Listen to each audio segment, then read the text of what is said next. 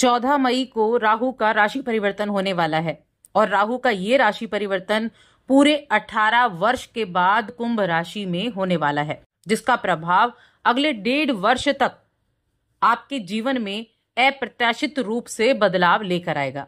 जय माता दी दोस्तों, आप सभी का स्वागत है हमारे YouTube चैनल अमृता एस्ट्रो में। और आज की इस वीडियो में मैं बात कर रही हूं राहु के होने वाले गोचर के मेष राशि पर प्रभाव के बारे में। देखिए, जो हम ज्योतिष की दृष्टि से देखते हैं तो राहु को छाया ग्रह माना गया है, यानी ये कोई प्लेनेट नहीं है। राहु और केतु ये छाया ग्रह हैं। इनको हम ये कह सकते हैं कि ये एक ऐसे ग्रह हैं जो दिखाई तो नहीं देते लेकिन प्रभावशाली बहुत अधिक होते हैं।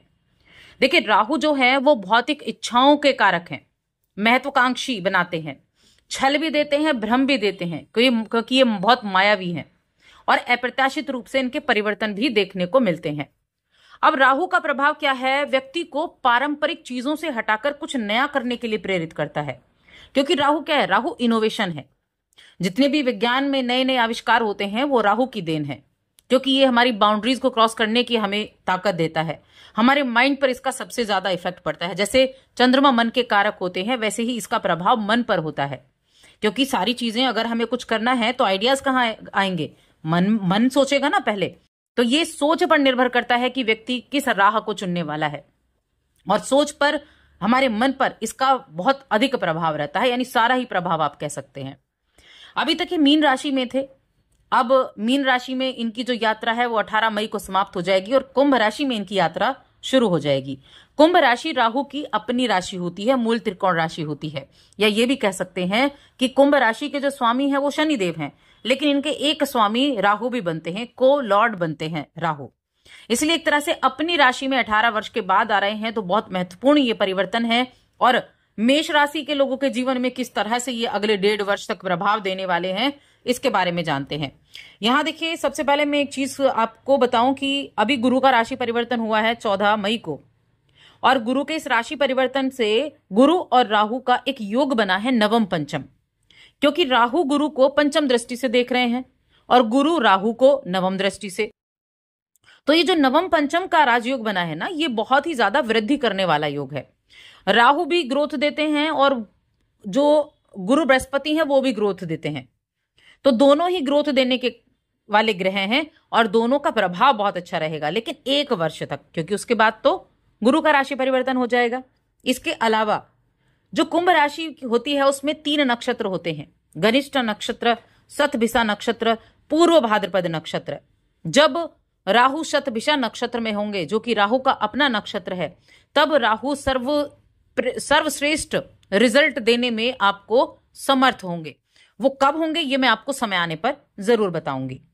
और एक चीज हमेशा याद रखें, जिस भी घर में राहु बैठा होता है उससे जुड़ी चीजों के लिए व्यक्ति पागल होता ही होता है, क्योंकि राहु वो भूख है जो शांत नहीं होती, राहु वो प्यास है जो शांत नहीं होती। जितना मिले उतना कम है, जितना मिल गया है उससे ज्यादा चाहिए। ये ऐसा आपको उस घर से जुड़ी हुई चीजों के लिए पागल कर देता है। अब यहां हम जानते हैं मेष राशि के लोगों के लिए, तो देखिए, मेष राशि काल पुरुष की कुंडली कही गई है, जहां राहु का गोचर 11वें भाव में है। अब अगर आप कुंडली के 11वें भाव को देखें तो लाभ का भाव कहा गया है, लाभ का, इनकम का, लाभ को बढ़ाने वाला। और ये गोचर, आप यकीन मानिए, सर्वश्रेष्ठ साबित होगा आपके लिए, क्योंकि 11वें भाव में इनका परिवर्तन हर तरह से इनकम को बढ़ाने वाला होगा। ट्रेवल से आपको लाभ देखने को मिलेगा, कमीशन से आपको लाभ देखने को मिलेगा, मीडिया के क्षेत्र से आपको लाभ देखने को मिलेगा। ये एक बहुत ही शुभ संकेत आपके जीवन में लेकर आया है। ये समय ऐसा है कि जो 11वां भाव है वो इच्छाओं का भाव भी है। लंबे समय से आपकी जो अधूरी इच्छाएं थी उनको आप पूरा कर पाएंगे, अपने लक्ष्य को पूरा करने में सहायता आपको मिलेगी।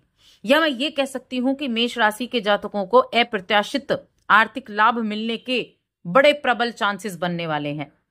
करियर में भी सकारात्मक आपको बदलाव देखने को मिलेगा। आपका सामाजिक दायरा बढ़ता हुआ दिखाई देगा और जिससे प्रभावशाली लोगों से मिलने के अवसर आपको मिलेंगे। देखिए, राहु जो है ना वो कनेक्टिविटी भी दिखाता है, मायावी ग्रह है। जब कनेक्शंस बढ़ेंगे तभी तो ज्यादा लोगों से जुड़ाव होकर ज्यादा आप अपने आप को फैला सकते हैं। तो ये कनेक्टिविटी भी दिखाता है लोगों में। नए रिश्तों में जब भी आप जुड़ते हैं तो सतर्कता आपको बरतनी है और जल्दबाजी में किसी पर विश्वास नहीं करना है।